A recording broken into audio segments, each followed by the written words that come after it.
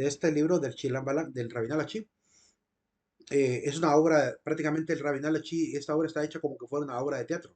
Ahí les mandé los libros, creo que ustedes, no sé si a ustedes se los mandé al final. Creo que a los de las 12 ya se los mandé. A ustedes no estoy seguro si ya les mandé la obra. Recuérdenme si ya les mandé los libros a ustedes, por favor. Si no, para mandárselos. Porque les iba a mandar el Chilam Balam, el Rabin al-Achí y el Popol Vuh en PDF. ¿Se los mandé o no se los mandé? No le. No, ¿verdad? Ok, se los voy a mandar entonces muy pronto. Pues van a ver que la obra de Rabinal está hecho como que fuera una obra de teatro, ¿verdad? Con personajes al principio descritos y todo. En este segundo acto podemos ver ya a un rey quiché prácticamente entristecido, porque lo han arrestado, ¿verdad? Lo van a llevar al suplicio, lo van a matar. Y aquí pues él pide una última voluntad, como dijimos al principio, la posibilidad de bailar al ritmo del tambor, de la flauta, que es lo que va a decir acá. Le vamos a leer un poquito ya con una, ya no con aquel, ¿cómo se llama? Ímpetu de hombre valiente, sino como la de un hombre ya meditabundo, ¿verdad? Un hombre cabizbajo y tristón porque sabe que se va de la vida. Veamos, dice el varón de los quiché, a esas flautas, a esos tambores, ¿le sería posible sonar ahora como mi flauta, como mi tambor? Toquen pues la alegría, la melodía grande, la melodía breve. Que toque mi flauta yaqui, mi tambor yaqui, mi flauta quiché, mi tambor quiché. La danza del preso, del cautivo en mis montañas, en mis valles, como para que haga palpitar el cielo, para que haga palpitar la tierra. Que nuestras frentes, nuestras cabezas se dobleguen cuando demos vueltas golpeando con el pie, cuando bailemos cadenciosos golpeando el suelo, con los servidores, con las servidoras, aquí bajo el cielo, sobre la tierra. Esto dice mi voz ante el cielo, ante la tierra. El cielo, la tierra estén con ustedes, oh flautas, oh tambores. Danza el varón en ronda ante la corte y en cada rincón lanza su grito de guerra. Dice la descripción de cómo debería de actuarse esto. ¿Verdad? Y en la nota marginal dice, las águilas y los jaguares rodean al varón de los quichés. Se supone que lo tienen sobre la piedra de los sacrificios para abrirle el pecho mientras los demás bailan, ¿verdad? En ronda. Básicamente es una último capítulo, por así decirlo, bastante tétrico, ¿verdad? Sabe que lo van a matar. Esta frase que él dice en el tercer párrafo, que nuestra cabeza se dobleguen cuando demos vueltas golpeando con el pie, eh, puede entenderse de dos maneras. Puede entenderse de manera literal, refiriéndose al baile, o podría significar también que él ya presiente lo que va a pasar, ¿verdad? Que le van a cortar la cabeza, lo van a echar a rodar, obviamente como siempre hacían con las víctimas, y los servidores y las servidoras jugarían con su cabeza, ¿verdad? Con sus pies, ahí bajo el cielo sobre la tierra. Entonces pareciera también como una especie de ¿cómo diríamos? Una forma prefigurada de su muerte, lo que él también está tratando de comunicar con el mismo baile. Bien, básicamente. ¿Alguien tenía una pregunta por ahí? ¿Alguien iba a hacer una pregunta? Si es por la contraseña, es la palabra concordia. Esa es la contraseña del día. Bien, prosiguiendo. El Popol Vuh. Hablemos un poquito también de esta obra. En esta traducción de Allen Christensen, ¿verdad? Él le llamó el Popol Vuh el libro sagrado de los mayas. Y ese es el nombre más popular con el cual lo conocemos. Dice ahí la espiritualidad de la gran clásica espiritualidad de los centroamericanos, traducida, ¿verdad?, del texto original maya, ¿verdad? Se supone que él traduce esa lengua. Quizá, quizá. Yo le pongo dudas a que realmente lo haya hecho desde la lengua mayense. Ojalá que sí, pero quizá. Porque ya tenemos bastantes traducciones a otros idiomas. La teníamos primero, bueno, de la lengua náhuatl, ¿verdad? Se traduce al castellano. Luego del castellano se traduce al francés. Se conoce en toda Europa el libro, ¿verdad? Gracias a los frailes. Probablemente después pasó al inglés, ¿verdad? Probablemente. Entonces, las traducciones al inglés han de haber aparecido hace mucho tiempo, antes que la obra de Christensen. Pero ojalá que sí sea verdadero, ¿verdad? Recuerden que en Estados Unidos, con tal de vender un libro, son capaces de decir que tomaron los pergaminos originales. Pero bueno, está escrito en lengua quiché, lengua náhuatl había hecho, lengua quiché. La palabra popolo significa pueblo y wuf significa libro, ¿verdad? Wuf, wuf, con J. En este caso, se traduce como bu, H, H, como en el caso del inglés. La pronunciación sería casi la misma, buj, ¿verdad? Libro del Consejo de la Comunidad, es el libro de los mayas, donde cuentan un poquito sobre la creación, sobre el origen de la civilización y sobre el origen de la naturaleza. quiero platicarles un poquito lo que se cuenta alrededor del Popol Vuh. Solamente que aquí sí permítanme un pequeño detalle, quiero ver si lo voy a ocupar. Yo creo que sí lo voy a necesitar. Aquí tengo mi mochila con el libro.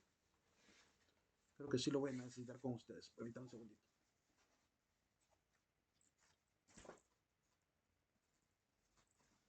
Ay, capaz que ya lo saqué. No lo tengo acá. Bueno, pero igual, se lo voy a comentar así brevemente lo que quería leer con ustedes. Permítanme un segundito, que se me conectó algo por acá. Ok. Bueno, de memoria les voy a comentar lo que les iba a decir. Les iba a leer. En aquel librito que demostraba del Chilam Balán y el Popol Vuh, cuenta la historia de una Pu ex Balanqué. Primero, la idea de los dioses creando el universo. El dios Gukumats, el dios huracán, creándolo todo. Eh, Hicieron nacer, obviamente, las aguas, las plantas. Eh, Cuando crearon a los seres vivos, quisieron crear los animales según cada uno su especie, les dieron la posibilidad de poder hablar y les dijeron, digan nuestros nombres. Y los animales no pudieron decir sus nombres. Por lo cual los dioses se entristecieron ante esta situación y se dijeron a sí mismos, crean, vamos a crear a un ser que nos pueda alabar. Entonces crearon a los hombres de barro, pero al ver que eran blandos, no tenían forma, entonces los despreciaron, ¿verdad? Mandaron una especie, ¿cómo se llama? Lo volvieron a deshacer, para la obra de arcilla, de barro. Luego crearon a la segunda generación de hombres, que fue los hombres hechos de madera, pero tampoco tenían espíritu, no podían pronunciar sus nombres, así que mandaron un diluvio para acabar con esta raza que nunca podía alabarles. Y por último, Gucumas y Huracán pues toman la semilla del maíz, ¿verdad? La van a moler y van a hacer a los primeros hombres. Al Dios Padre, bueno, mejor dicho, al humano Padre Dios, que es una especie de ser divino, ¿verdad? Que es que es Ixpillacoc, y van a crear también a la diosa madre, ¿verdad? Que es Ixmucané, Ixmucané, Madre Tierra. Y de estos dioses, ¿verdad? Van a salir obviamente los primeros dioses. El primer dios que aparece es Hunhunapú. Y Hunhunapú se va a meter con una semidiosa llamada Ixquic, de la cual van a nacer cuatro seres humanos. Cuatro seres humanos prácticamente casi divinos también, con grandes poderes, sabiduría. Podían verlo todo. Em, la idea es que los dioses tuvieron temor de que esta generación de hombres fueran demasiado sabios y si llegaran a tomar incluso la planta de la inmortalidad, pues podían convertirse en dioses y hasta deshacerse de ellos. Entonces les nublaron la vista para que no pudieran ver lo suficiente y solo podían ver lo que está cerca. Así que les ocultaron parte del conocimiento a esta generación. Aún así, hacían grandes prodigios. Cuenta la historia de estos cuatro hijos que nacen de Ixquic, que son Hunapú, Ixbalanque, Humbats y Huncowen, que son cuatro divinidades, cuatro seres humanos poderosos, diríamos. Pero a los dioses les dio más gusto ver que Ixbalanque y Hunapú pues se dedicaran a la ciencia, se dedicaran a la matemática, se dedicaran a la astronomía. Así que los bendijeron con grandes capacidades. Pero los otros dos hermanos, ¿verdad? Que son Humbat y Hunkowen, uno se dedicaba a la música y otro se dedicaba al dibujo, a la pintura. Entonces los van a condenar, ¿verdad? Por su ocio a divertir a la gente. Entonces los convirtieron en monos, dioses monos, que van a vivir en las ramas, ¿verdad? Que van a ser los primos de los hombres, por así decirlo.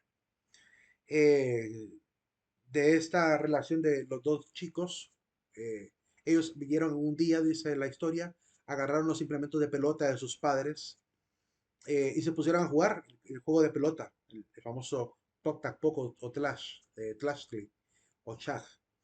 Y los señores que vivían en el inframundo escucharon el gran ruido de estos jóvenes jugando con ese implemento de pelota.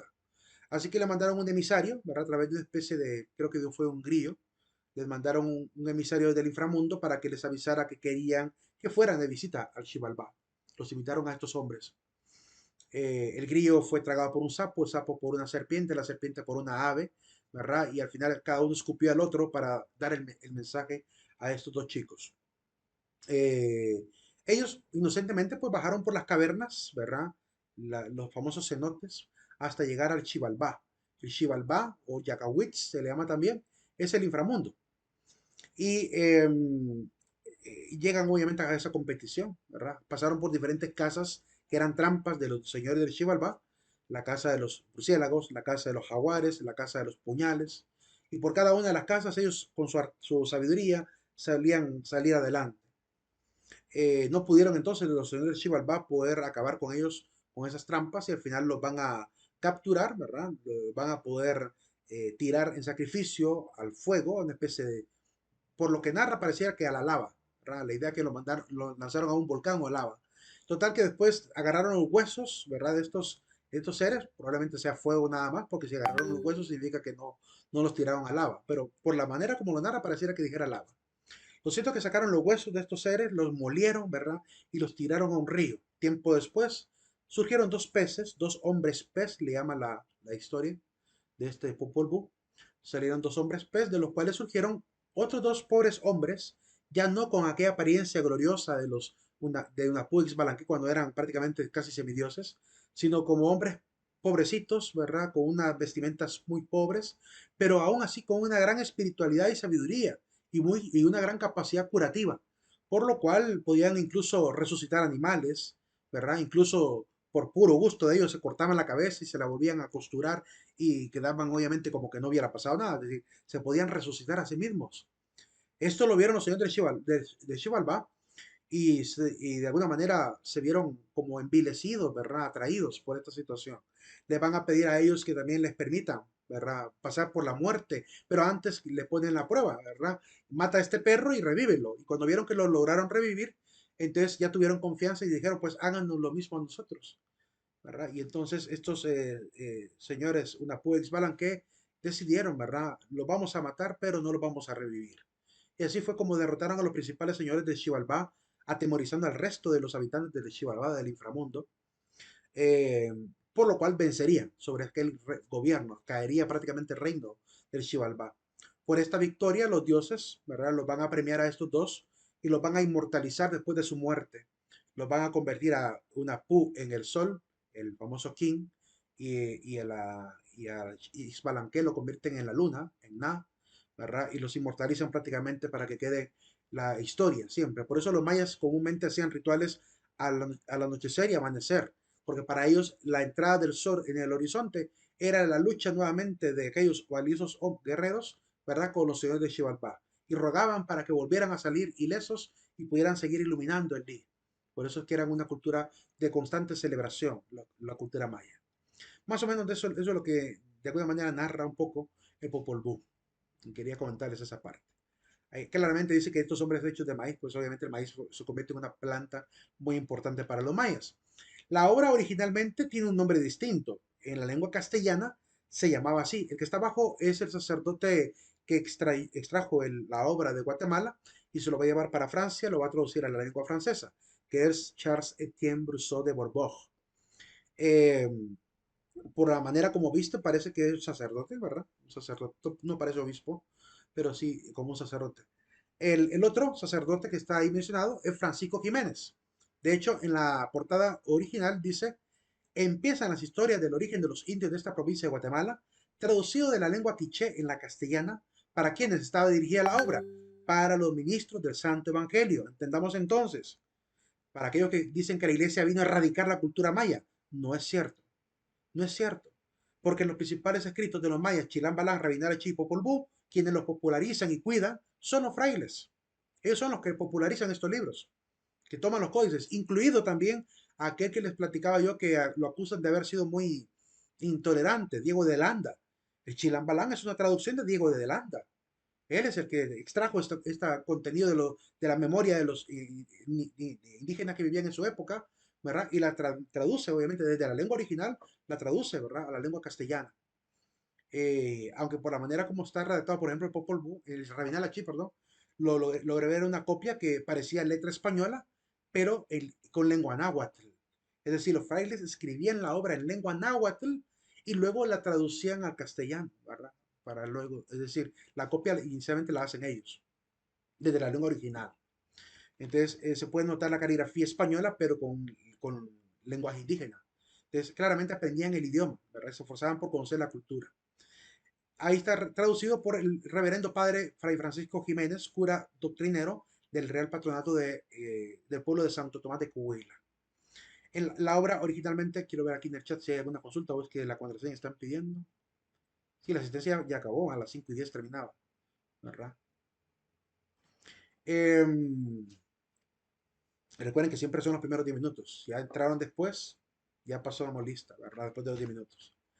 En cuanto al nombre de la obra, pues hay que recordar que primero es de autor desconocido, aunque se le atribuye a Francisco Jiménez, hay que decir que el contenido original es un compendio de muchísimas historias, o sea que pudo haber sido testimonio o de quizá de alguno de los chilán balán todavía existentes de aquel momento, o de alguno de los brujos o alguno de los principales del pueblo, ¿verdad? O puede ser la compilación de diferentes personajes traducido por Fray Francisco Jiménez, quien vio obviamente en el libro o en la historia un conocimiento importante, porque en realidad tiene una cierta semejanza.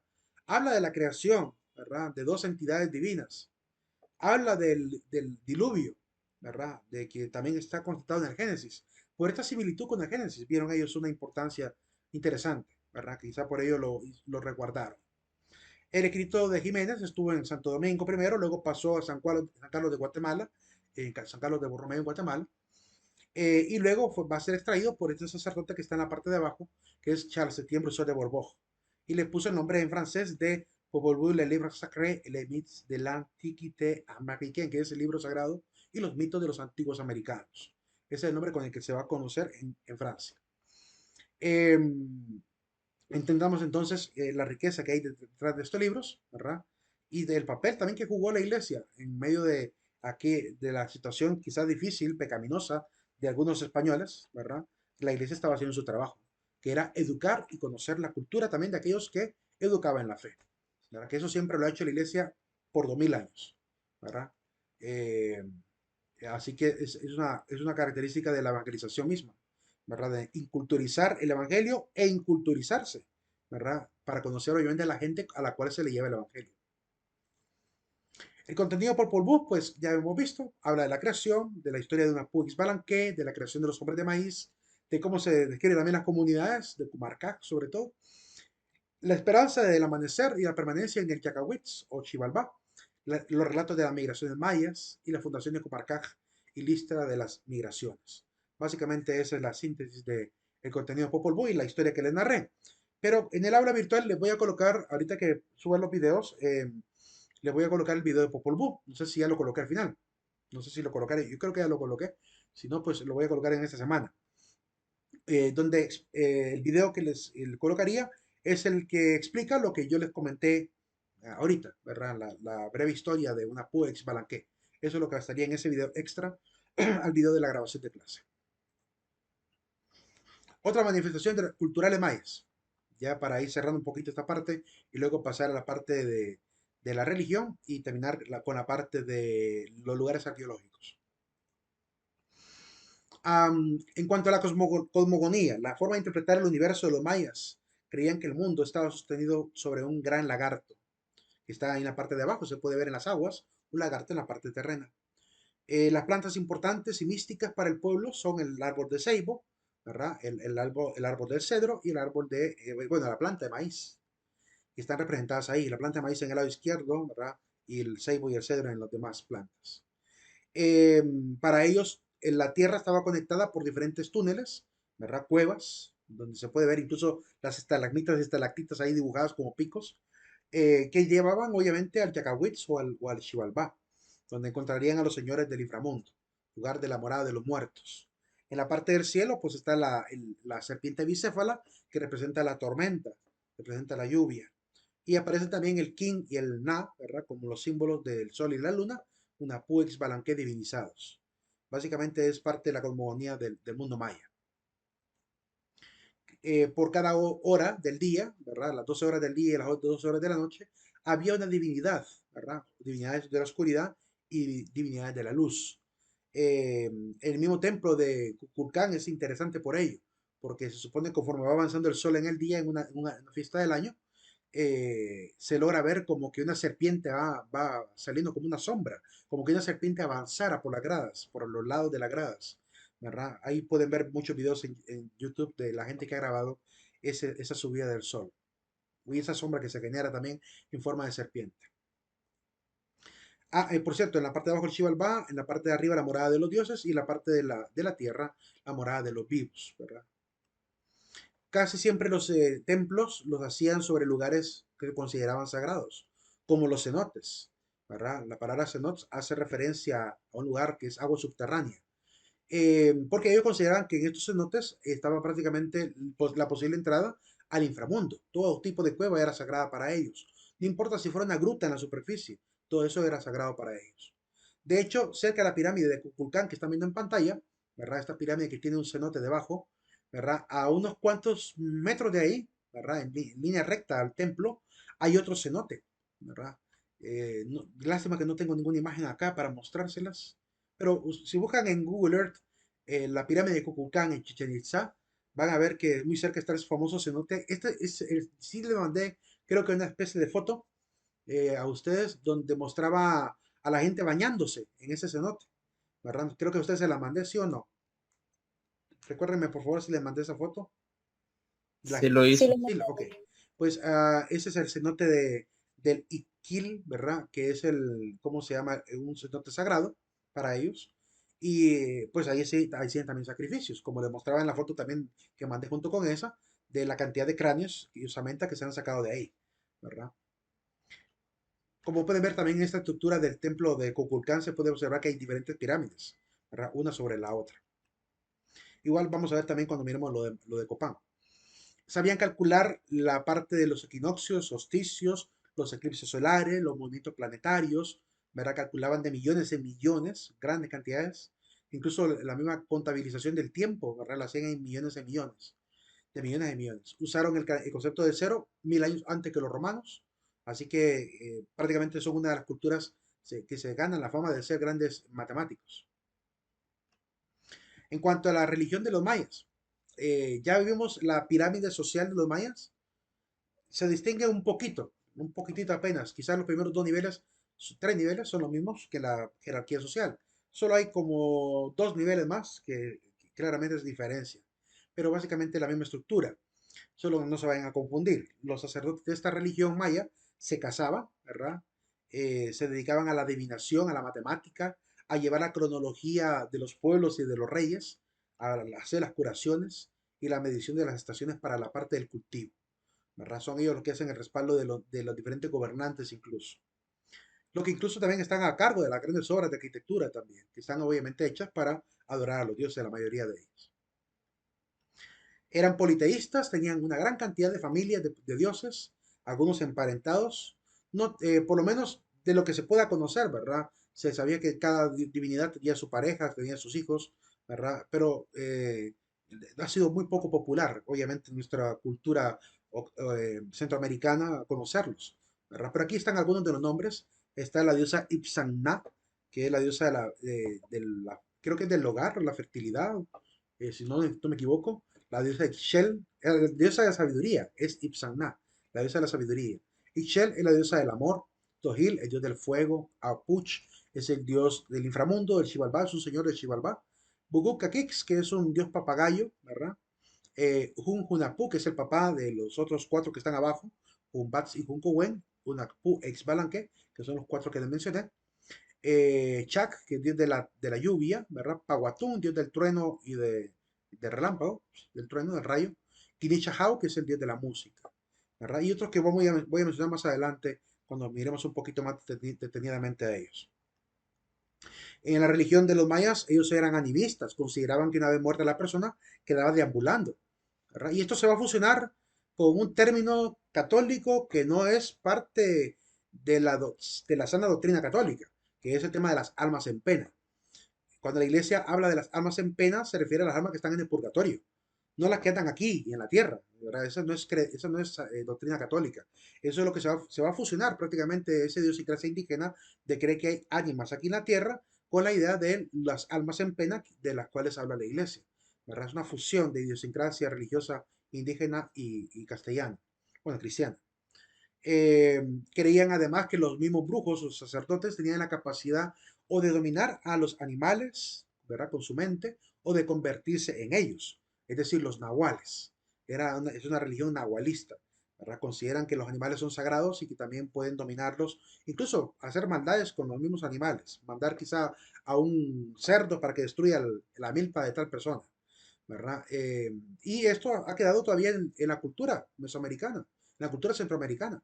Todavía hay gente que en los pueblos cuenta de que había una bruja que se convirtió en chancha, que le metieron un hachazo a la chancha y al siguiente día aparece la bruja con el hachazo, muerta, ¿verdad? Porque lograron, se dieron cuenta que la bruja era la que daba convertida en la famosa chancha nocturna.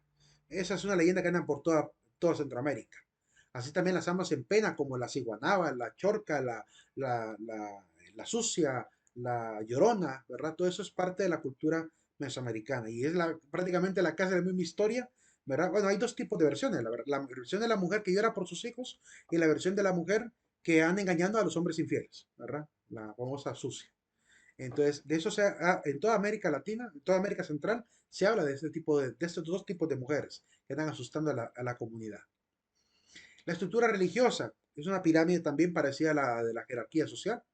En este caso, en primer lugar, está el dios, el sacerdote gobernante que habíamos mencionado, el Alach Uinik. En la parte de abajo está el Akin Mai, que es el sacerdote, sumo sacerdote. Los sacerdotes regulares, que son los Akin, que aparecen ahí. Los sacrificadores, que es el Anacón. Están también los profetas, que son los Cha'akob. Y por último están los acólitos o sacerdotes de menor grado, que son los llamados men, así tal cual, los men. Pueden notar la gran similitud con la jerarquía social, pero no la vayan a confundir a la hora del examen, ¿verdad? Solo hay que saber que por lo menos los primeros tres lugares siguen siendo iguales. Ya solo cambia del tercer lugar en adelante, del cuarto lugar en adelante.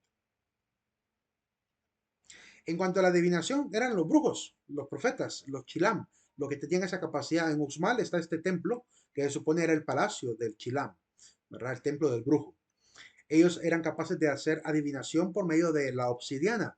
Hacían espejos de obsidiana como este para poder ver los rostros quizá de los difuntos a través de ellos y contar sobre el futuro, ¿verdad? Por ahí miraban, hacían sus visiones. Pero no hay que descartar lo que aparece también en los grabados, como el que estamos viendo en pantalla, que fumaban, ¿verdad? Hierbas que generaban alucinaciones. Entonces, claramente, parte de sus revelaciones venía de ahí también. Como mucha gente hoy en día que ve fantasmas y ovnis por todos lados. Hasta creen hablar la lengua de los ovnis, según, como aquella señora mexicana, o colombiana creo que es al final. Ah, el calendario maya, pues son dos calendarios, uno solar, que es el HAB, de 365 días, eran 18 meses de 20 días, y un mes más, un Wayeb, le llaman, de 5 días, para llegar a los 365. El calendario Solkin es un calendario de 260 días, solamente de tipo religioso, pero también podía llegar a servir para la parte de la agronomía, porque claramente tiene que ver con el movimiento lunar, ¿verdad? El calendario Solkin. 260 días, prácticamente son 20 meses de 13 días, ¿verdad? Esos 13 días de alguna manera están ayudando a calcular la cantidad de vueltas que da la luna alrededor de la Tierra. Son 13 vueltas en el año.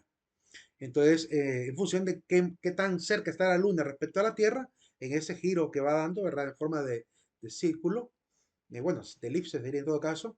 Recuerden que la luna también está girando sobre ella misma, ¿verdad? Y entonces da esas 13 vueltas en el año, ¿verdad? Una vuelta muy lenta en realidad.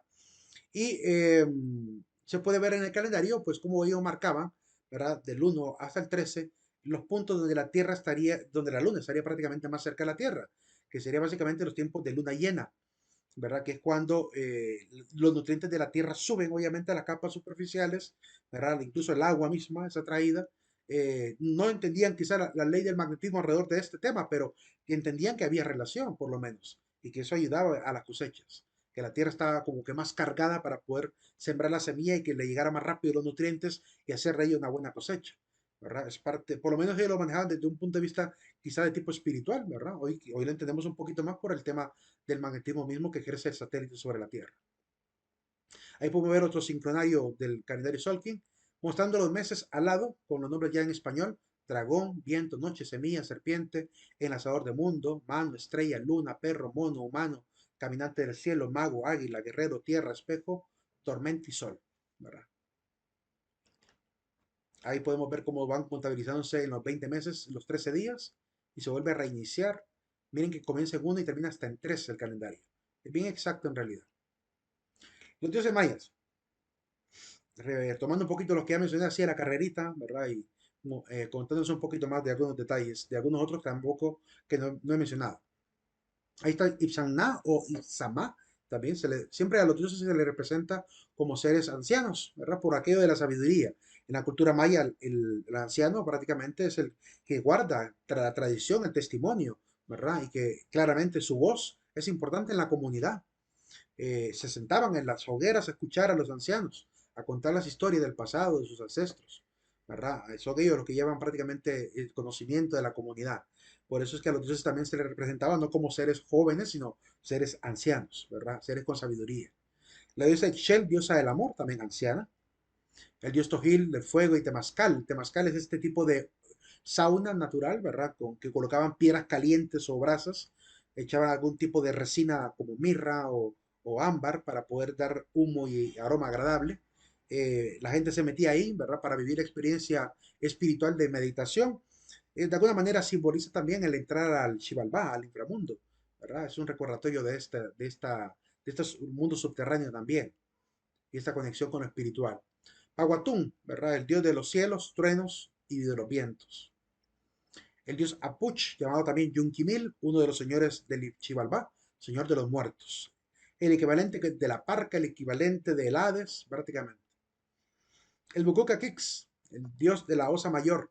Recuerden que la Osa Mayor está marcada con 7 estrellas, así que cada estrella simbolizaría 7 guacamayas. Se supone que este dios fue expulsado de la morada de los dioses porque usurpó el título de dios solar, quiso que lo adoraran como un dios sol. Por eso lo expulsan del lugar de los dioses. Se supone entonces que debería haber un papagayo bueno y un papagayo malo, ¿verdad? Un dios papagayo todavía bueno para el patrocinio siempre de esa ave, que ha sido muy importante para la cultura maya, como se puede ver en la estructura del templo Rosalila. Y este dios, pues prácticamente expulsado de los séquitos de dioses. Más adelante platico un poquito más sobre esta tumba, ¿verdad? Que está dentro de la escalinata 10L16, ¿verdad? La escalinata 16 de Copán, el famoso templo Oropéndola. Ahí podemos ver a un personaje representado como ser humano, protegido por el dios Guacamayo, que es el fundador de Copán. Ya les platicaré un poquito también de él. El dios Chacmol, en Yucatán se le llama así, ¿verdad? También Chacmol se le llama el tipo de estatua también, ¿verdad? Pero representa al dios de la tormenta, pero aunque también es el dios de los puntos cardinales. Para los mayas hay 4 puntos cardinales representados con 4 tipos de aves de cada 4 tipos de colores. El norte, pues con una paloma blanca, el sur con un águila amarilla, ¿verdad? En la parte del oeste con un cuervo negro y el oeste y el este con un faisán rojo, ¿verdad? Simbolizando a los 4 Chaks, ¿verdad? Los 4 dioses de los 4 vientos y también de las 4 tormentas.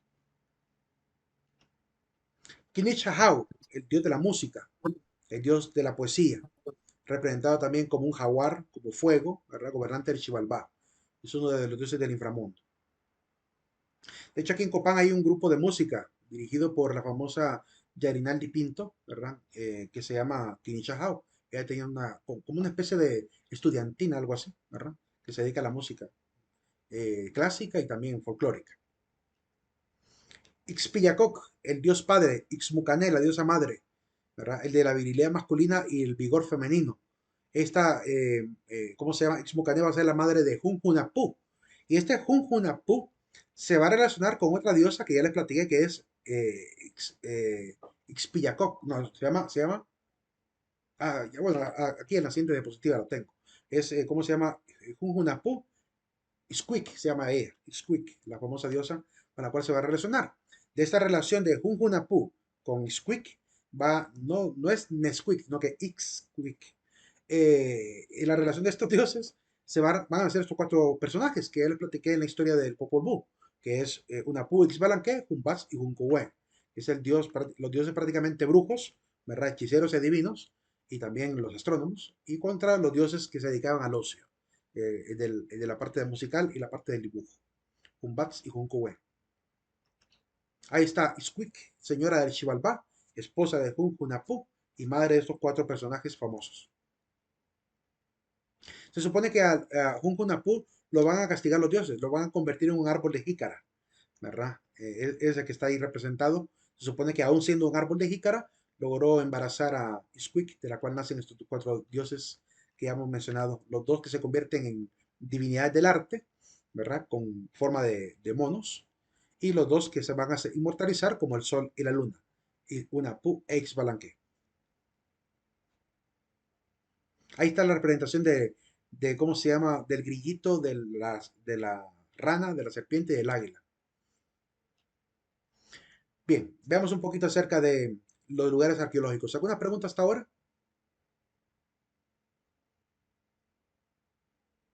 Sé que es bastante información, ¿verdad? Para que vayamos conociendo un poquito de la cultura maya.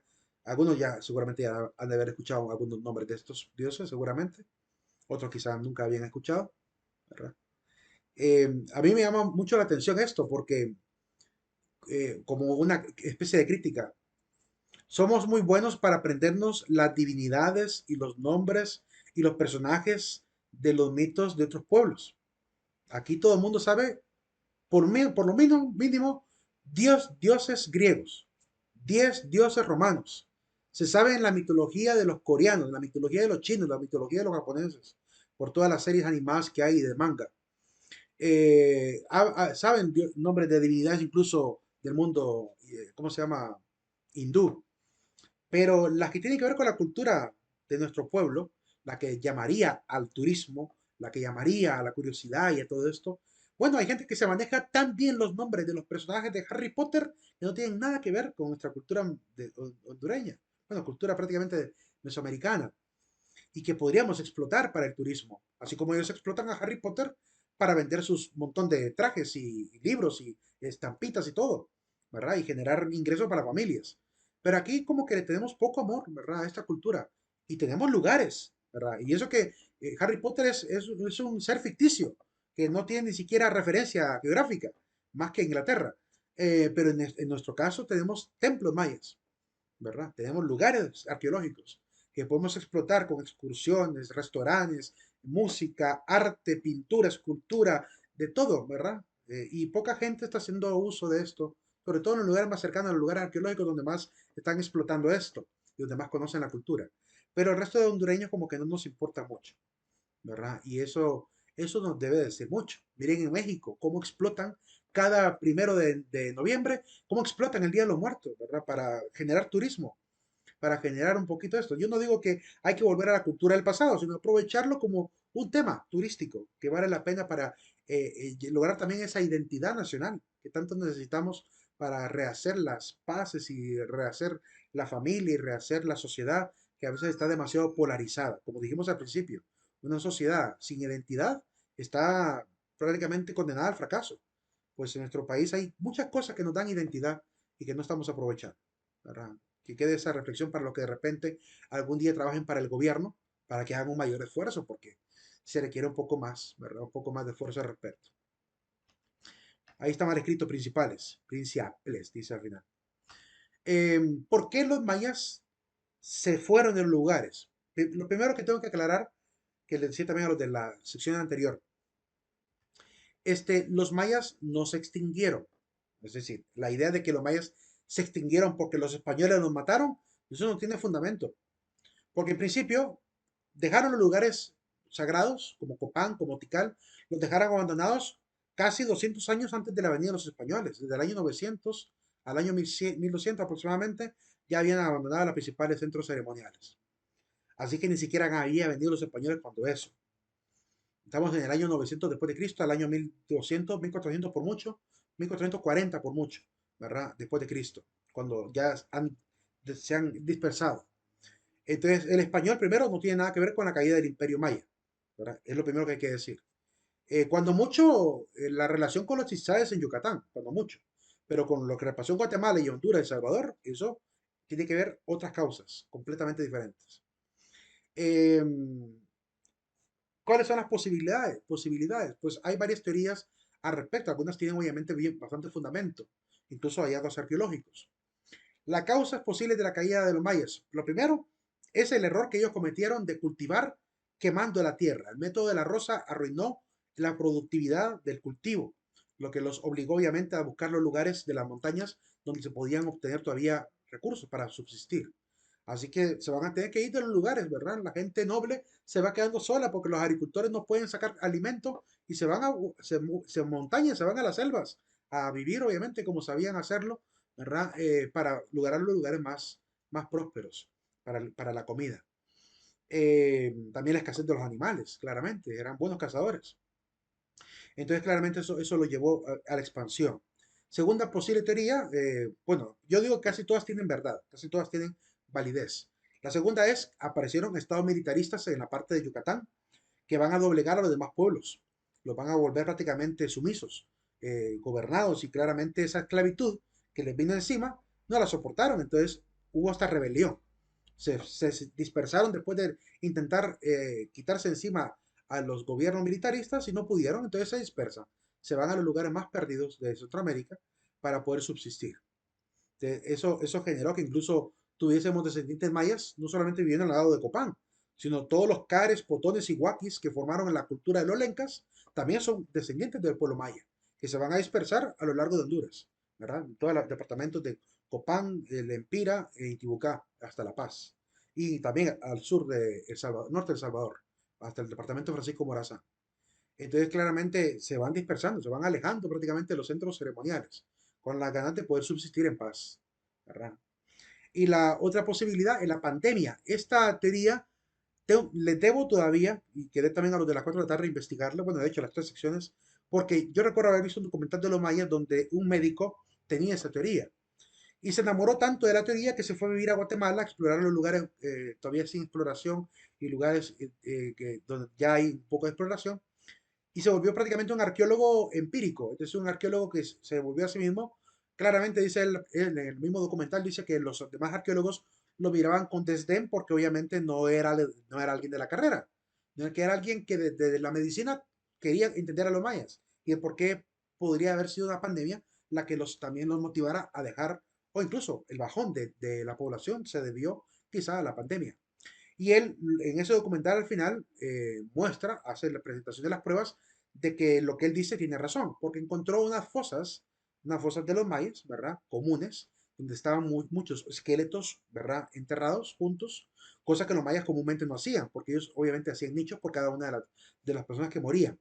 Pero encontraron una gran cantidad de osamentas que probablemente hayan sido de gente que había quedado muy enferma, ¿verdad? Y los tiraban a un solo lugar, porque no había tiempo para atenderlos, porque quizá la enfermedad era demasiado contagiosa, por lo cual eso los mató, ¿verdad? Y los obligó a las comunidades a dejar a los parientes incluso enfermos tirados en hamacas o en fosas comunes, ¿verdad? Donde los dejaban morir.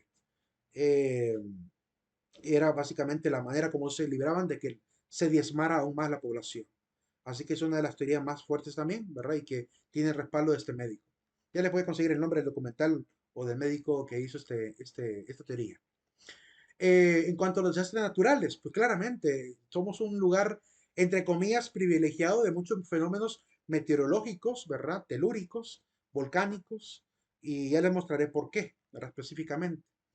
Y se cree que estas 5 causas podrían haber generado la caída del imperio, ¿verdad? De los mayas, que terminaron sometidos, marginados, ¿verdad? En sus territorios también. Y más la llegada de los españoles, que hay que sumarlo también, esa sería la sexta causa, ¿verdad? De que los demás indígenas también se dispersaron aún más y se fueron a vivir a las grandes montañas porque llegaron los españoles, ¿verdad? Así que dejaron las praderas y los lugares de los valles donde comúnmente vivían, que eran los valles, por ejemplo, todo el valle de Sula, ¿verdad? Todo el valle de la Huam, todo eso ahí era habitado por los mayas, por los descendientes de indígenas. Y cuando llegan los españoles los desplazan prácticamente a las montañas, ¿verdad? O sea que también eso les desestabilizó la situación social. La razón por la cual ocurren muchos fenómenos acá, porque estamos en un lugar, como digo, entre comillas, privilegiado. Estamos entre dos placas tectónicas, la placa Caribe y la placa de Cocos. Toda la parte sur de Centroamérica prácticamente está dominada por la unión entre estas dos placas, incluida la placa también de América del Norte, ¿verdad? La placa también, incluso de la parte de Panamá, ¿verdad? Con la placa de Nazca. Entonces, básicamente, eso es una de las razones por las cuales ocurren muchos fenómenos acá. Además, estamos en el lado del Pacífico conectados al famoso cinturón de fuego, que provoca una gran cantidad de terremotos, maremotos, huracanes, ¿verdad? Tormentas tropicales. De hecho, ahorita está viniendo una tormenta tropical. Aquí en Santa Rosa está con neblina y tormenta. Porque aquí por el lado sur del Pacífico está entrando entre el lado desde la parte del Salvador, prácticamente va entrando una montaña, una tormenta tropical que va a subir quizá por el lado de Honduras, por todo el occidente, hasta salir allá por el lado del Atlántico.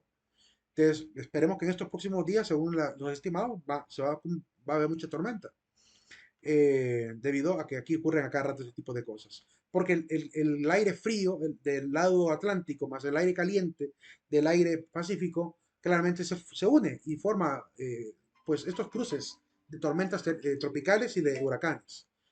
Incluso el aire frío que llega, el aire caliente que llega hasta la parte del Atlántico, a veces genera que nos retorne desde el lado Atlántico huracanes que entran por toda Centroamérica hasta el lado de Honduras y que se terminan disipando hasta allá por el lado de Yucatán prácticamente en tormentas tropicales. Así que vamos a seguir viendo. Y otra cosa que les voy a mostrar el día de mañana en la clase. Vamos al aula virtual para poder firmar la asistencia cotidiana. Vamos aquí. La palabra final es la palabra, ya les digo, la palabra amable. Así que pasen un buen día, muy amables todos ustedes por escuchar. Cualquier duda que tengan, siempre pregunten, ¿verdad? Abra micrófono y pregunten, con toda confianza. Feliz, Feliz noche a todos. feliz. Feliz noche, Feliz Lick. noche. Feliz noche, licenciado. Feliz noche. Feliz noche, Lick. Feliz noche.